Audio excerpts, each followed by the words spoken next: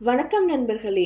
100 நாள் 100 கதை தொடரில் இன்று 12வது கதை. திரௌபதிக்கு ஏன் 5 கணவர்கள்னு யோசிச்சிருக்கீங்களா?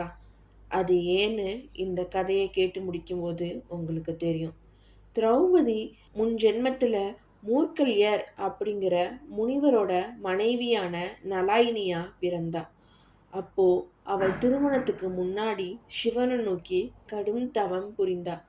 அவளோட தவத்திற்கான பலனா சிவன் நலாயினி முன்னாடி தோன்றி, உனக்கு என்ன வரம் வேண்டும் கேள் அப்படின்னு சொல்ல, சிவனை பார்த்த மகிழ்ச்சியில, எனக்கு அறத்தில் சிறந்த கணவனும், பலத்தில் சிறந்த கணவனும், வீரத்தில் சிறந்த கணவனும், அறிவில் சிறந்த கணவனும், அழகில் சிறந்த கணவனும் வேண்டும் அப்படின்னு கேட்க, சிவனும் நீ கேட்டபடியே உனக்கு 5 குணங்களை கொண்ட 5 கணவர்கள் கிடைப்பார்கள்னு வரம் கொடுத்துட்டாரு.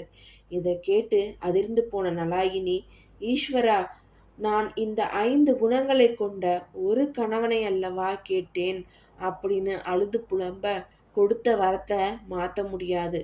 அடுத்த ஜென்மத்துல நீ 5 மணந்து வாழ்வாய், அதனால் ஒரு மாபெரும் மாற்றம் நிகழும்னு சொல்லி சிவன் மறைஞ்சிட்டாரு. இந்த வரத்தினால்தான் திரௌபதியா பிறந்து பாண்டவர்கள் 5 மணந்து வாழ்ந்தாங்க திரௌபதி.